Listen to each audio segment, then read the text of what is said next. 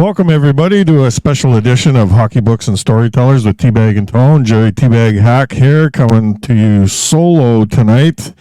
Special edition, and my stupid producer's got to hit the intro.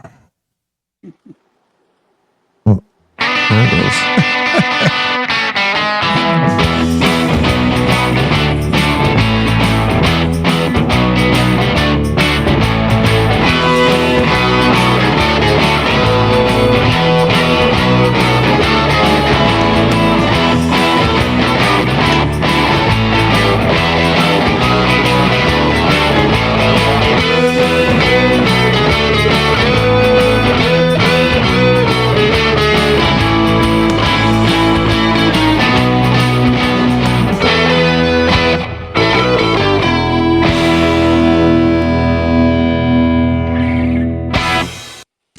And a couple months ago, some new writer that I had never heard of, a local guy, sent me a book to review.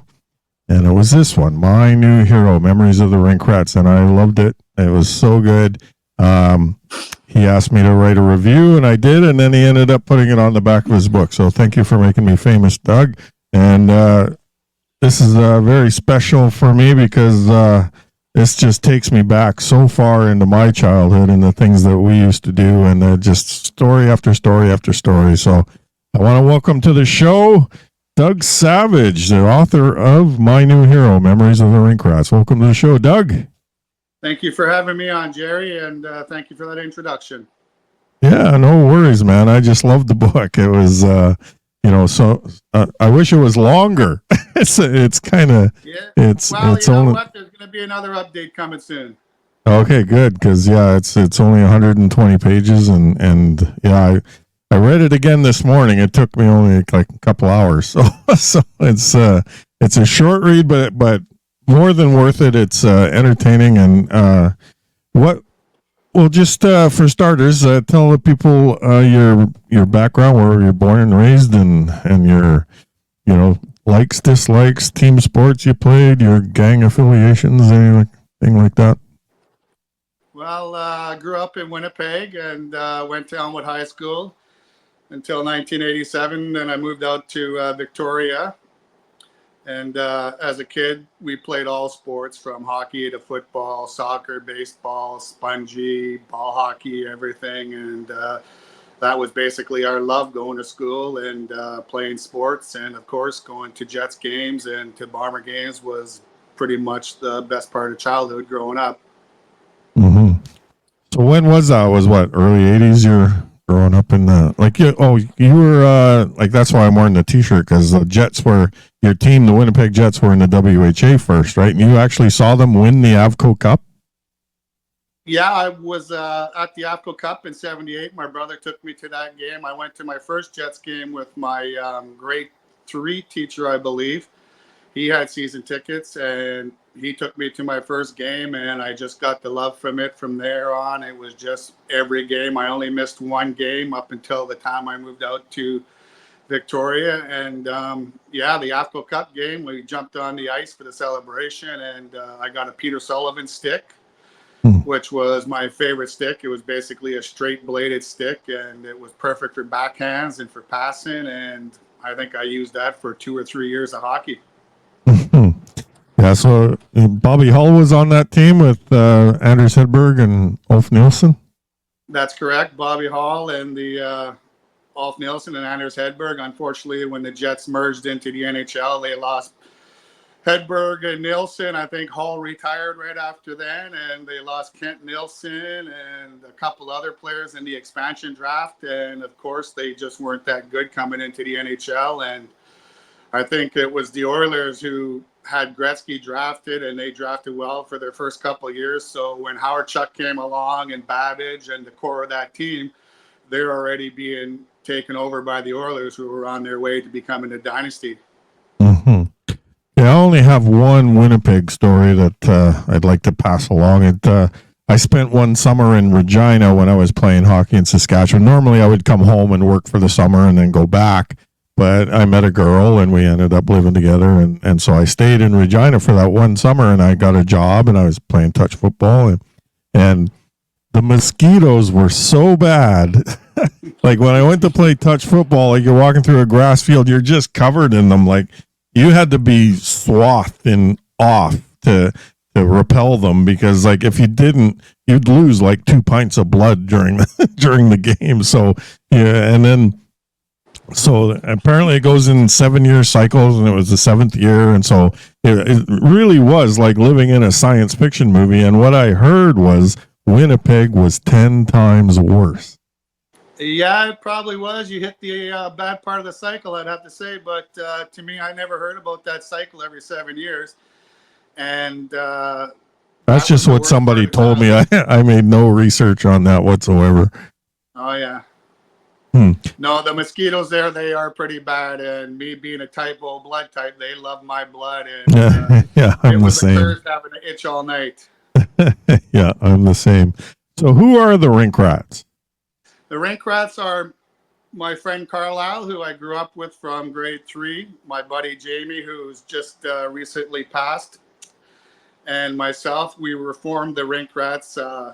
Coach Tom Watt came to a school assembly in grade 7, and we were all sitting in the front row.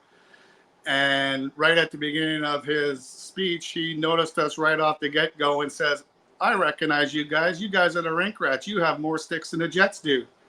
So Tom Watt was the one who coined the phrase, the Rink Rats. Yeah. So the difference between our childhoods is that you like I did with your friends, you always played street hockey, but you got to actually play on the outdoor rinks. You could just grab a pair of skates and sticks and go and play on an outdoor rink, right? Yeah, I lived right across the street from a rink, and our high school was right across from the rink that had a big, gigantic field where we played all our football and baseball, and we played spongy across the street. We would have the teachers come and play us, and they were pretty good. I don't think we ever beat the teachers in a game of spongy, I can tell you that for sure. But yeah, growing up, being in the outdoors, it was hockey in the winter was on the ice, and in the summer it was in the driveways, on the streets, wherever we can get a game going, that's where we had it. Yeah. That was when I played in the Maples. I was 8 years old. Mm-hmm. And that was my second year of hockey. My first year of hockey was with my brother Kevin, who was 5 years older than me, and he played on our team. I don't know how he managed to play on our team, but that was the first year of hockey in 75, 76, and I won my first trophy. And that was in the Maples in 77, 78, I believe. Nice. Yeah, big thrill actually getting to play with your brother. And I never got that thrill because I don't have any brothers. So, yeah, there's a picture of the Rink Rats there, and Carlisle is the middle one. And I got to say, he looks like a troublemaker. He's got that look. Like, yes, that's the Rink Rat. That's my buddy Carlisle in the middle, and my late buddy Jamie McDonald, and that's me on the right. Yeah, so talk about your hijinks there about breaking into the Winnipeg arenas like constantly. MTS Arena now, that would be impossible, right? Security's just way too tight, but back in the day it wasn't quite so. Yeah, I don't think you can sneak into any arena in North America nowadays, which is a kind of a shame if you want it to be a Rink Rat nowadays. There's no interaction with the players. The glass is so high. The buildings are almost impenetrable. And as a kid, when we were going to the games, there was probably 7 or 8 different ways of sneaking into games. Sometimes I would use the shield method with the fans actually seeing you sneaking in beside them. Other times we would just simply pop a door open. Sometimes a security guard we used to get in. A lot of times he would just open up the door and let us in.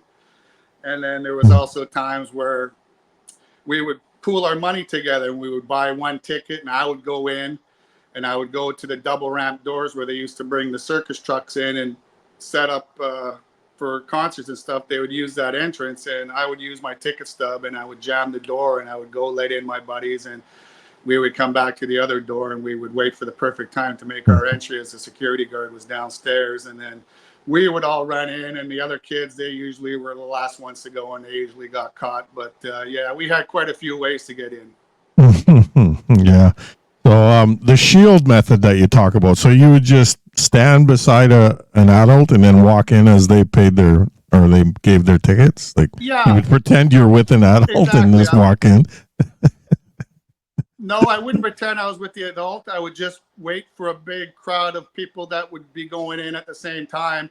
And being a kid, I was 13, 14, 12 years old, so you're a lot smaller. So I was able to just kind of duck down beside them on the far side away from the security guard and just make my way in. And then I would get a checkout pass, and I would try and get the other two Rink Rats in. And it was always my goal. If I got in, they had to get in. So it I was liked a matter of how and when. Yeah, I liked your method of stocking up on McDonald's tickets, because back in the day, McDonald's would sell the tickets for like half price. They did that here too for the Canucks. Like, you could always get the cheap seats, right? And so you would stock up on these $4.50 tickets for McDonald's and then sell them to make enough money to go to the next game. Well, exactly. What we would do is, after the first period, there was a McDonald's down the street. So we would go down there, and if the Oilers were in town, or the Canadians or the Islanders, there would be a big rush of people to get tickets. So we would get there right after the first period. They would release them 5 minutes after the first period. And we would go down there and usually buy 1 or 2 tickets, which was enough to be able to go to the next game, use that money to buy more tickets, and just kind of keep that going when we weren't trying to get in the other way. Nice. Did you ever get caught? No, we never got caught. None of us. So that's the beauty of us being the Rink Rats, is they never knew what we were doing. The security guards never knew what we were doing, and no, we never got caught. Not once. No. In the book, you mentioned that you once got a Guy Lafleur stick. And yes, the Canadians used to come to town on New Year's night, and that was the big game every year. And the Montreal Canadiens were one of the best teams for giving away sticks. They were encouraged to give away sticks. And the Montreal Canadiens, I think it was 82, I got Guy Lafleur's stick.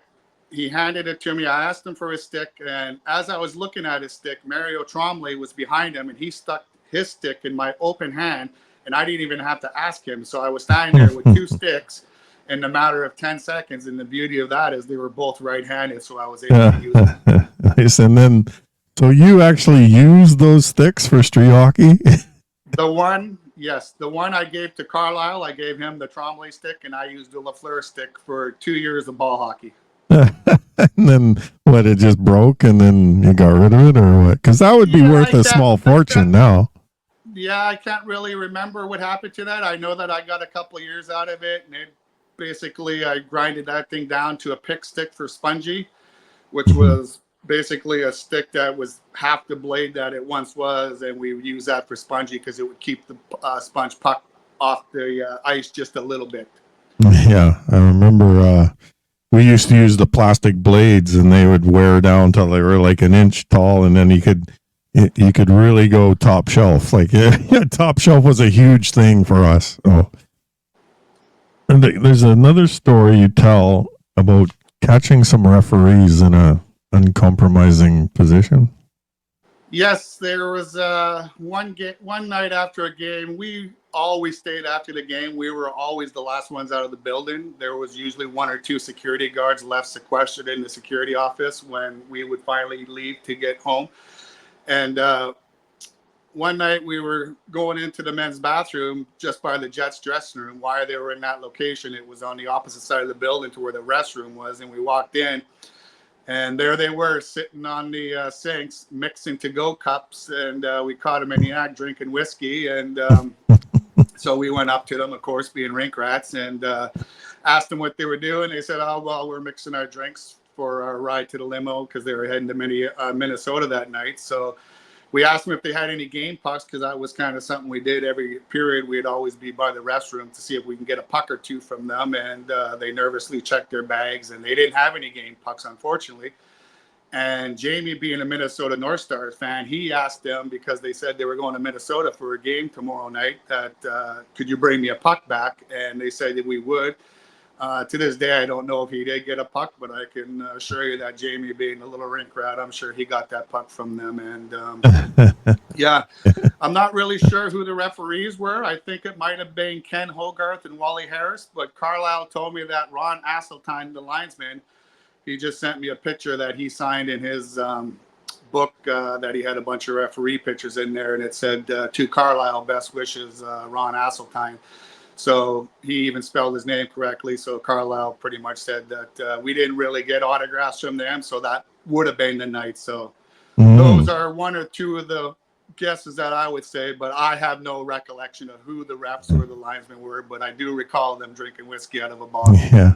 So the mission of the Rink Rats was just to get sticks and pucks and souvenirs and whatever you could drag out of the arena. That was your whole mission in life? That was pretty much it, other than chasing girls around the rink. That was the number one goal, was always sticks. Obviously, to get into every game, I was fortunate that I had a brother that was a ticket salesman, and he was always outside the arena. So days that we didn't have access, we sometimes got tickets from him. And yeah, our main goal was always to be in the arena, to always be there for the pregame skate, and pretty much to be the last ones out of the arena. That was our number one mission. Mm-hmm. Yeah, well, I remember playing in Alaska, and the kids there would be just calling us all the worst names in the book, like just abusing us to no end. Then at the end of the game, when we're walking off, they're like, "Can I have your stick? Can I have your stick?"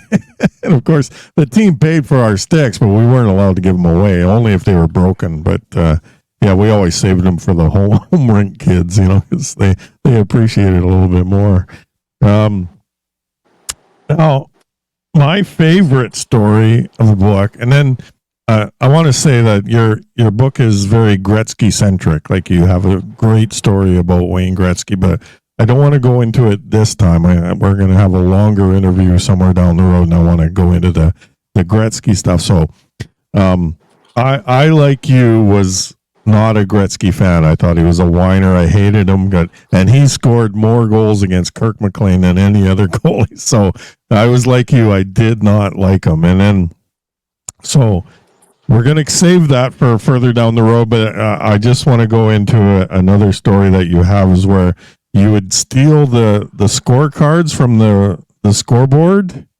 Is that how it worked? It wasn't the scoreboard. It was the out-of-town scoreboard clocks that they would have on the upper decks. Oh. So for every home game, they would have the two teams with two big signs about 3 feet by 3 feet that would be hanging from the upper decks. So we had an idea one day to hang Jamie over the glass about 100 feet above the ice surface, because he was the smallest of the three, because he was a year younger than us.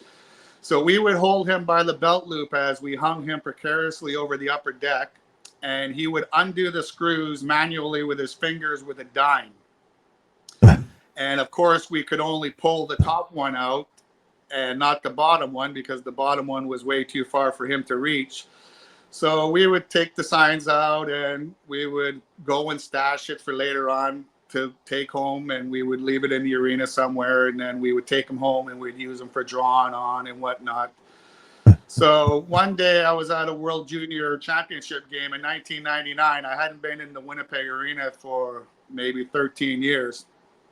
And I was in the upper decks, maybe about 6-7 feet from where those signs would have been hanging over. And there was a guy sitting beside me, probably about the same age as me.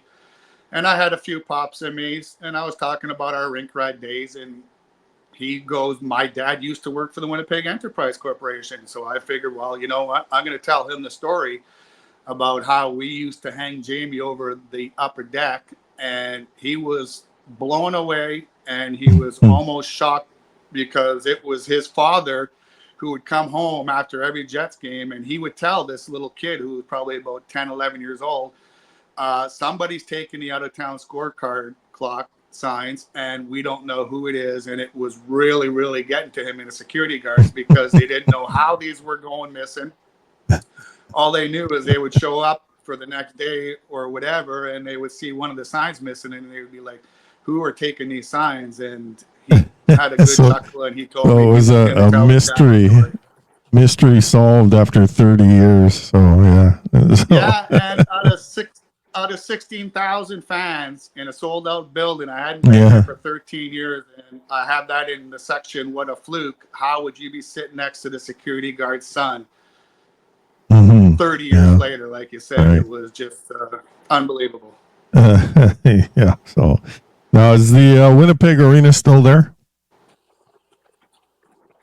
No, they tore that down, I believe, in 2011, 2012. Don't quote me on that. I don't know the exact year, but yeah, they imploded that, and they built the one downtown. And quite honestly, I think a lot of Winnipeggers would have loved to have seen that Winnipeg Arena at least leave the building standing and use it for other events. But with progress and everything like that, they tore down the stadium and the arena. They used to be side by side, so the Rink Rats could go to the Bomber game in the daytime and go to a Jets game at nighttime for a doubleheader, and there was nothing better for the Rink Rats than a doubleheader.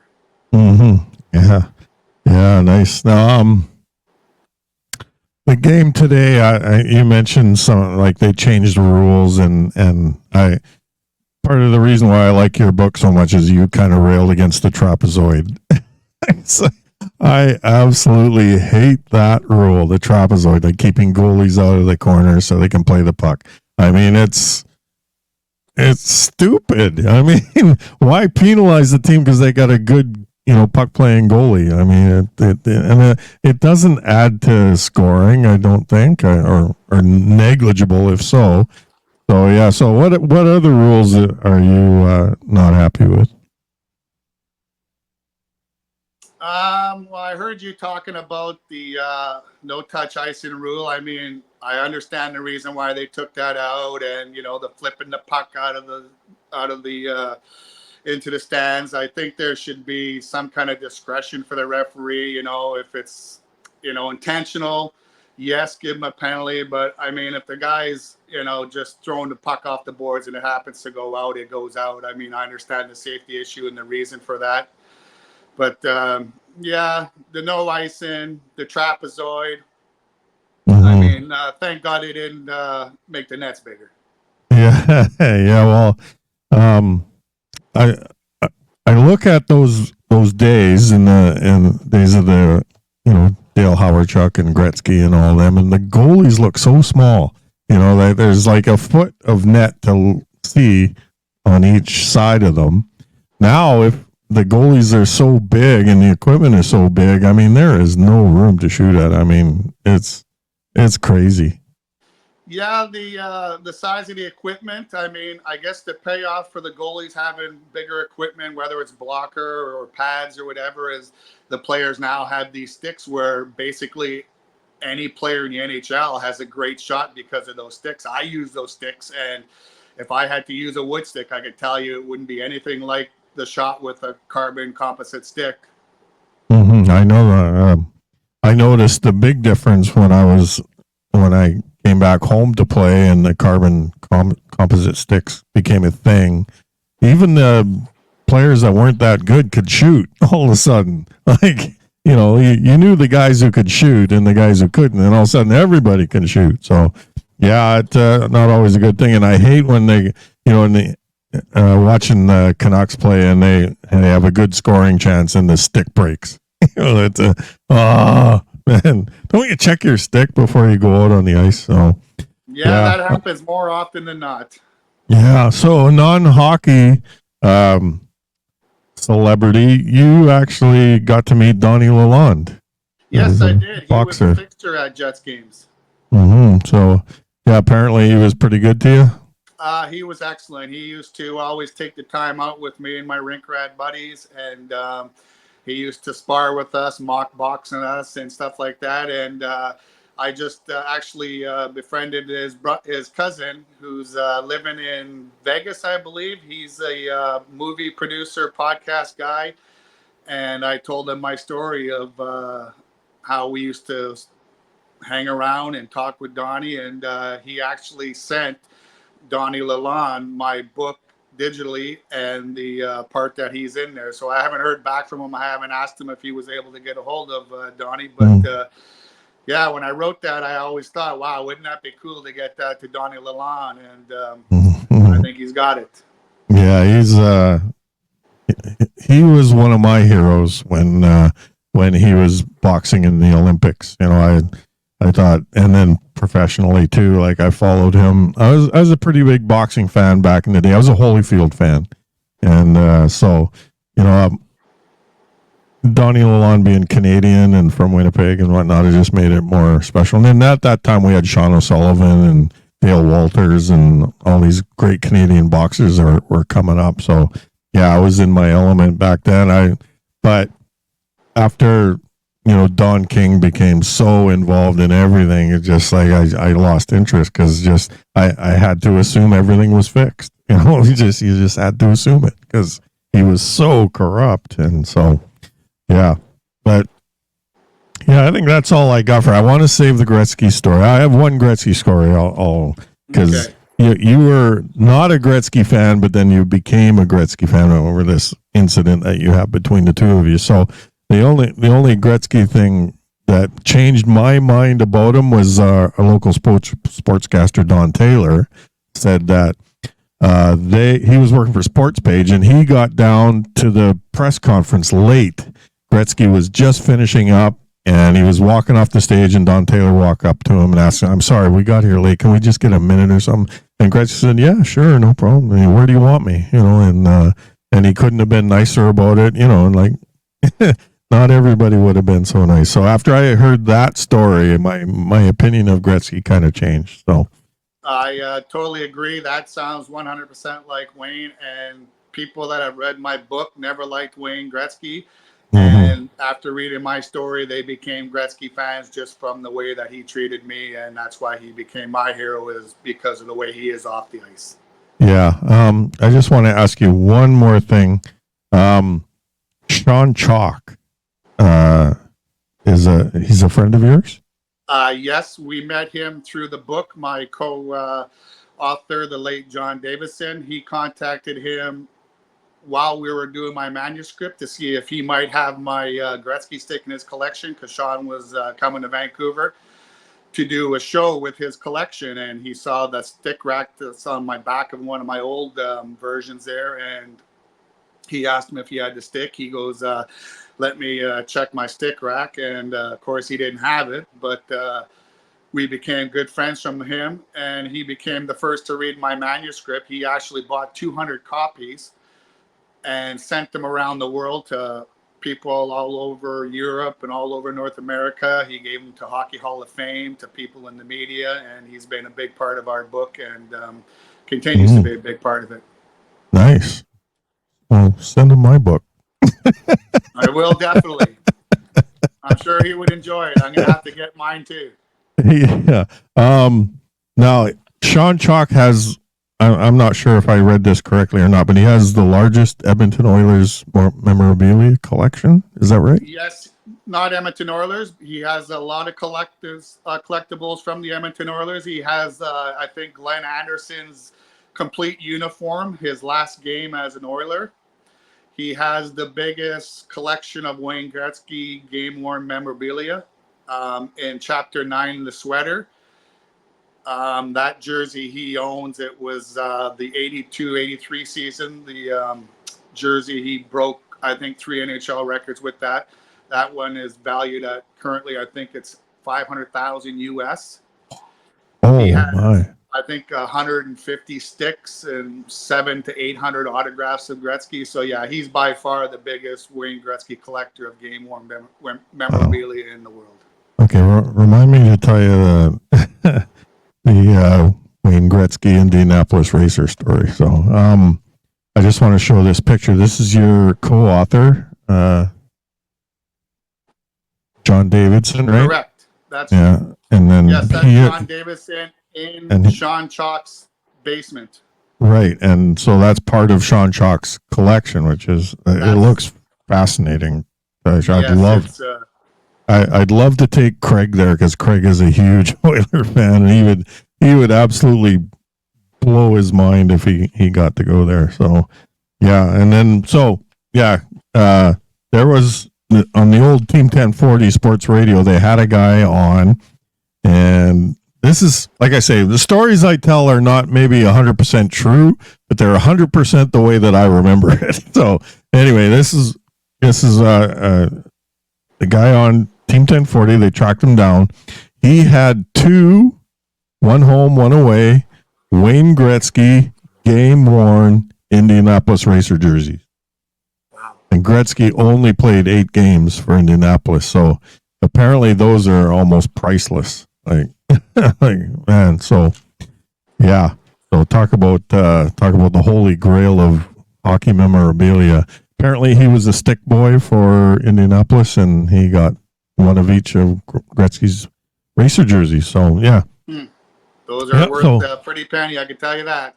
Oh, no doubt. That would pay for my retirement. Okay, Doug, that's all the time we got today. I'm sure we're going to have you on again, because I do want to go through your Gretzky recollections. And congratulations on the book. It really is something special, and I enjoyed it so much. I've read it 3 times now, so I don't do that with most books. So thank you for putting my quote on the back of the book. Oh. I got a real kick out of that when when I saw it. So you didn't tell me you were going to do that. So it's a first for me. So my pleasure, Jerry. Thank you very much for that, and thank you for writing it. And we'll be talking down the road. So thanks a lot. Awesome, Jerry. Have a good day. You too. I'll All right, bye-bye. see if I can get my stupid producer to play the outro.